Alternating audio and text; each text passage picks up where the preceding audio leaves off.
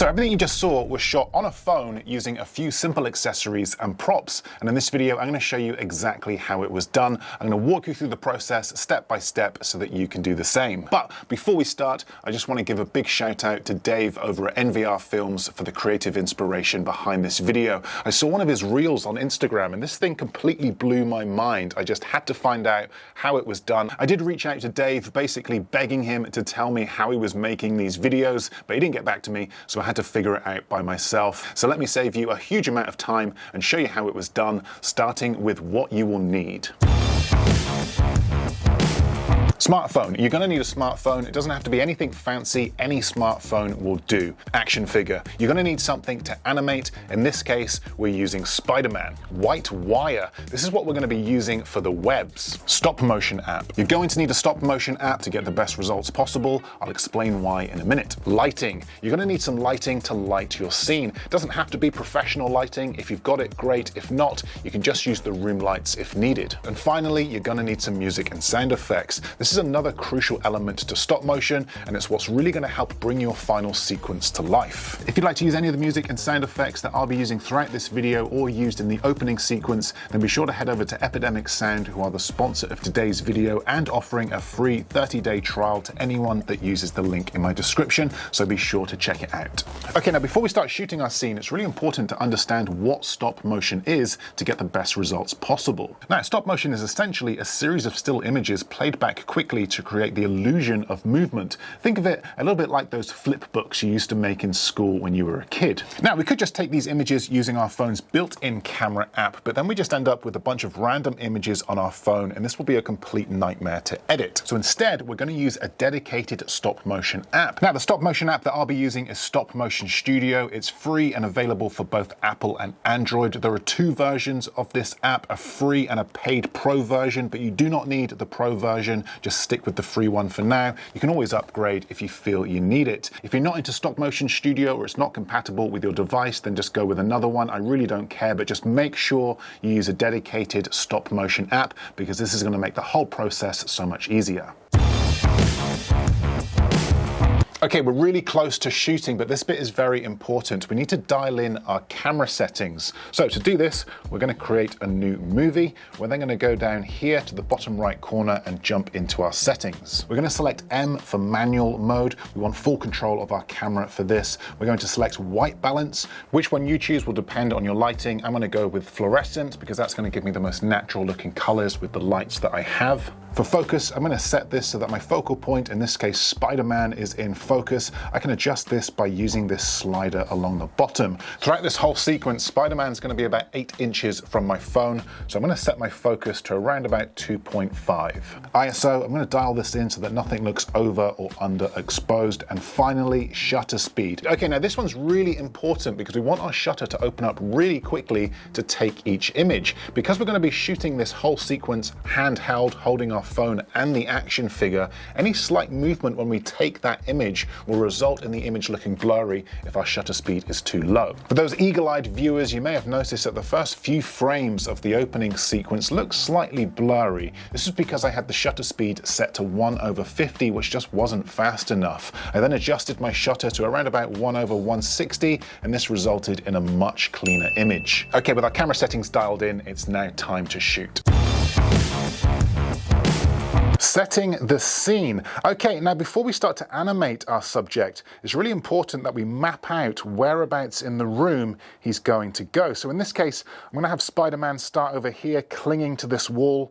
He's then going to jump and swing across to this side of the room, land on the desk, maybe do a backflip or something over this case, and then swing over to this side of the room. So I just need to make sure that everything is nice and clear and that Spider-Man can be seen in terms of lighting as he makes his way through this environment.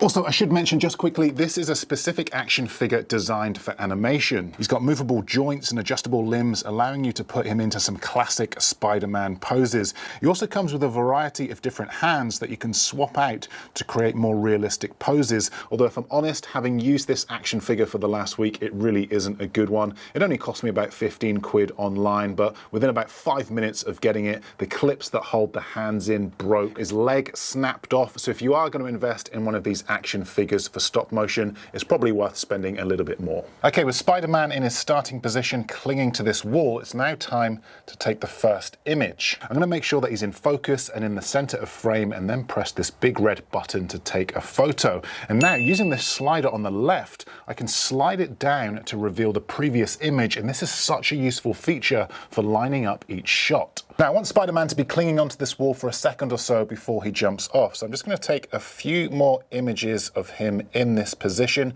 No movement yet, just clinging to this wall. Now, in order to make it appear like Spider-Man is jumping off this wall, we need to move him in small increments. The smaller the increments, the smoother the motion will be. I also want to pay close attention to his position on the wall so I can reposition him accurately each time I move. In this case, I can see his knee is lined up with this white mark on the wall. So I'm going to take Spider-Man off the wall, and I'm going to reposition his arms and legs to make it look like he's pushing off the wall. I'm then going to put him back in his start position, and using the overlay feature in the stop motion app, line him up to take another image. I'm then going to move his arms and legs again to emphasize him pushing off the wall, line him up using the overlay feature, and take another image, and keep repeating this process. Now, a quick tip here, and a huge mistake I made when first doing this, was trying to get everything perfect in camera. Once you've taken a good amount of images, you can play back what you've shot in the app by hitting this play button. Although what I found was that if something was slightly off, I'd have to go all the way back and reshoot just that one frame to make it look a little bit smoother. And this is incredibly time consuming and really frustrating. So what I ended up doing was taking multiple pictures for each movement, all with a slight adjustment in camera angle or action figure position, because it's much easier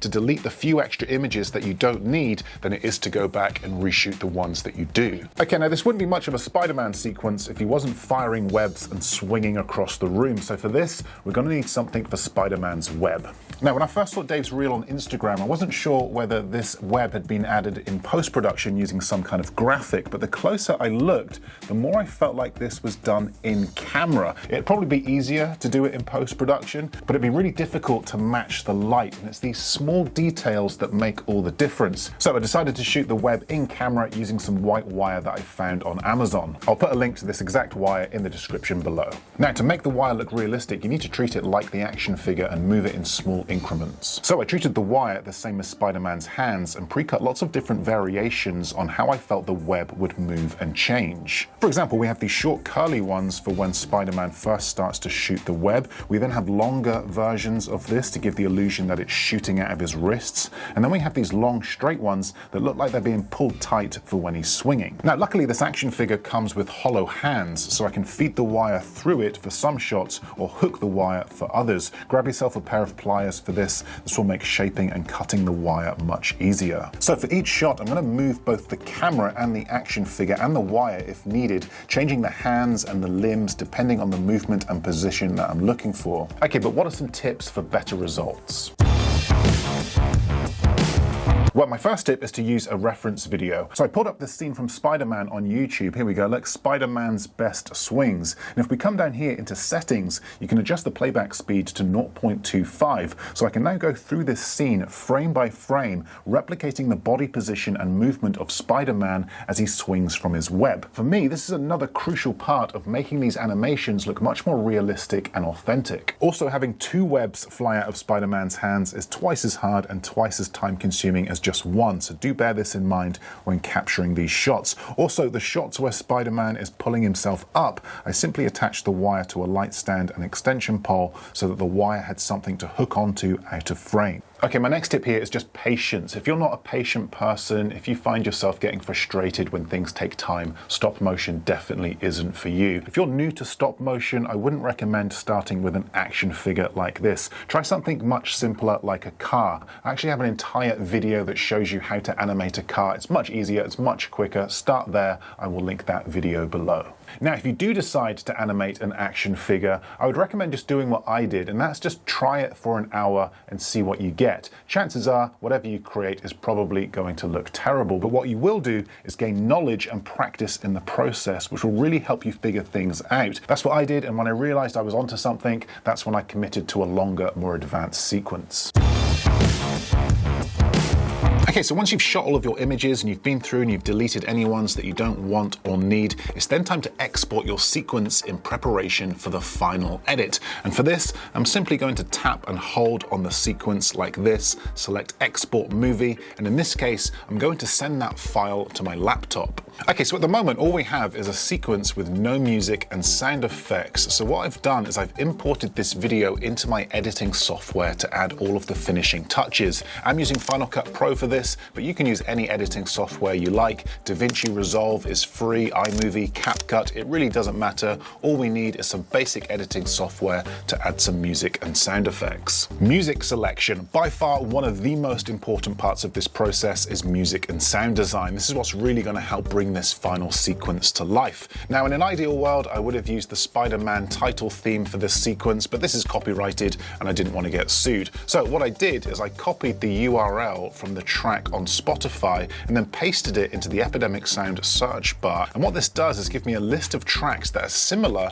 to the Spider-Man title theme. This is an incredibly useful feature from Epidemic Sound and something that I use all the time. There were at least 3 or 4 tracks that I liked, but I ended up going with this one, Bad Omens by John Bjork. This had the cinematic and epic feel that I was going for. I had to adjust the track a little bit to make it line up with the end of the sequence, but that's exactly why I'm editing this in my editing software, because it just makes all these final tweaks so much easier. I hold each image for 2 frames on the timeline before cutting to the next. For me, this gives the best results, but do what feels and looks best for you. Sound effects. Now, music massively helps, but sound effects is what's really going to be the icing on the cake. So I started by downloading some obvious sound effects like whooshes and whips for when Spider-Man is jumping and flipping through the scene, but I knew I needed something for the webs, and a sound effect which worked great for this, and I was really surprised, was the sound effect of a cleaning sponge or a soggy wet cloth being squeezed. Listen to that. It's perfect. So I downloaded a few of these and I combined them with the whoosh sound effects. And that's a pro tip here, by the way. Don't feel like you need to find the literal sounds of what you're searching for. Think about what sounds similar to what you're looking for. I knew I wouldn't be able to find the sound effect of Spider-Man's web on Epidemic Sound, but I knew that they would have something similar that would work just as well. Also, Epidemic Sound have just released a brand new feature called Voices that allow you to instantly craft voiceovers from professional voice artists. You just type or paste what you want them to say in this box, and then you can then choose the voiceover artist to read the script. So if I did want to give Spider-Man some dialogue but not use my own voice, you could simply paste what you wanted Spider-Man to say in this box and then add that to your video. Spider-Man reporting for duty. If you haven't tried Epidemic Sound yet, you definitely should. If you'd like to get access to all of their music, all of their sound effects, as well as that brand new voiceover feature, then they are offering a free 30-day trial to anyone that uses the link in my description, so be sure to check it out. Okay, so now that you know how a sequence like this is created and the steps you need to take to create something similar, let's watch it one more time with a more critical eye. Try to spot the details, the movement, the lighting, and the timing of the sound effects, because this is what's really going to help you improve your own stop motion videos. If you've got any more questions, just let me know in the comments section below and I will try to answer as many as I can. Okay, here we go.